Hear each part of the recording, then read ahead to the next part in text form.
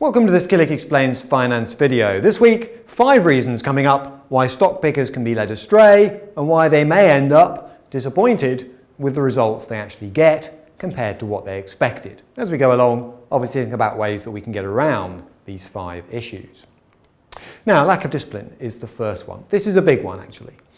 Only the disciplined ones in life are free. Now that sentence came from no less a person than Eliud Kipchoge, the world record holder in the marathon, as this video is shot at the tail end of 2018. If you are undisciplined, you are a slave to your mood and your passions. That's very important. And the ramifications of that sentence, both for preparing for a marathon and for long-term investing, are key. Basically, to distill it down, the best stock pickers tend to have a lot of experience. You need to have made mistakes and learned from them. And that's true in many, many walks of life, not just stock picking. And the result is a disciplined, logical, some would say quite boring approach. It's harder than it looks, in other words. Number 2 is noise. Now I've covered this before, so just a taster here. Essentially, in a digital age, almost everyone has the sum knowledge or sum total of human knowledge in their handheld supercomputers, said Ben Carlson at wealthofcommonsense.com, the blog site, recently. Basically, in a digital age, there are so many ways you can be targeted to do something and buy something or sell something. And this is something that applies not just to stock picking but all walks of life. It's quite dangerous. Beware in particular the news, following financial headlines too carefully, being distracted from your core investment strategy and the stocks within your portfolio. Financial websites, they've got to get eyeballs to those websites. One way of doing it is to encourage you to do something or panic you into doing something that otherwise you shouldn't. And of course adverts, whether they're selling single stocks, funds and so on. Maybe they've got a place in your portfolio, but are you subjecting them to your normal levels of due diligence or just falling for the spiel, as it were? Number 3, emotional bias. Now I cover this in more detail elsewhere, so a quick taster here. Essentially, some examples. We overestimate our own skill. Now in the US we've seen one of the longest bull runs, as this video is being made, ever in the history of the US stock market. It's very easy to claim expertise in that sort of environment.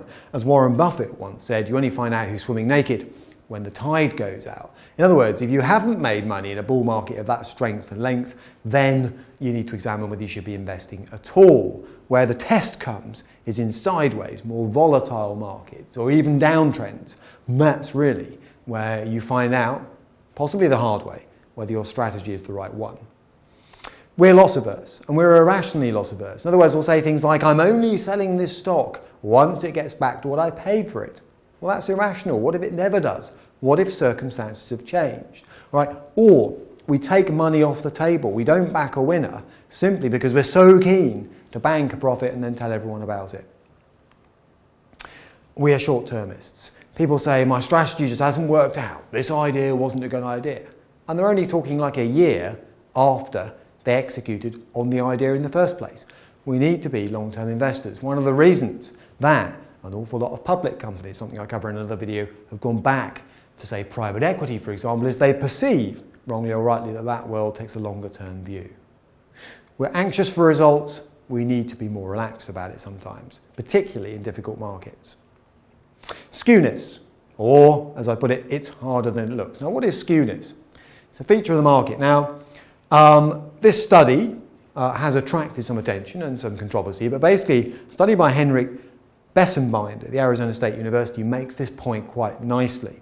He looked at US stocks between 1926 and 2016, so a decent length period, and concluded, and there's a lot of detail I've missed out here, but his headline conclusion was that 4% of stocks delivered 90% of the gains over Treasury bills. Treasury bills being the sort of risk-free investment, if you like, and the gain on top of that being what investors are trying to capture, and they take the risk for investing in equities. Now that is quite an interesting finding, if you want to see it that way. The results here show that the returns to active stock selection can be very large, because those returns to that relatively small handful of stocks are massive, all right, according to Henrik himself. But what that signals is that some active investors are much better at it than others. And this is the point. Everyone thinks they can do active investing, and they're not always correct. Now the risks. We chase the next big thing. In other words, we get persuaded, like the point I made earlier about noise, into the next big idea.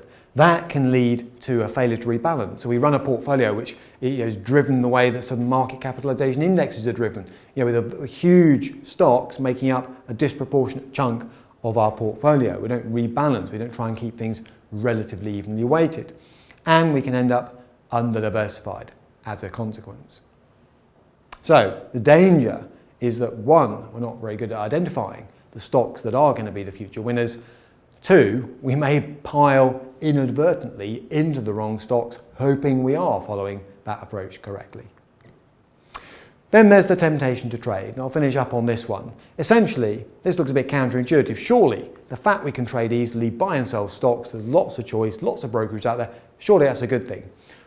Well, it is at one level, but there's a danger over trading. There's a danger that we think, well, it's so easy that I can just dip in and out, I can take a bit of a punt on this stock, dip out, won't cost me much to get out if I get the decision wrong. And that can get addictive. It's a bit like gambling, if you like. So we buy stuff we shouldn't because we can. In other words, we read an advert somewhere and think, oh, I'll dip into that. Only takes 5 minutes on the old handheld supercomputer, as Carlson called it. And that is going to distract us from our core investment strategy. So just because we can do something doesn't mean we should.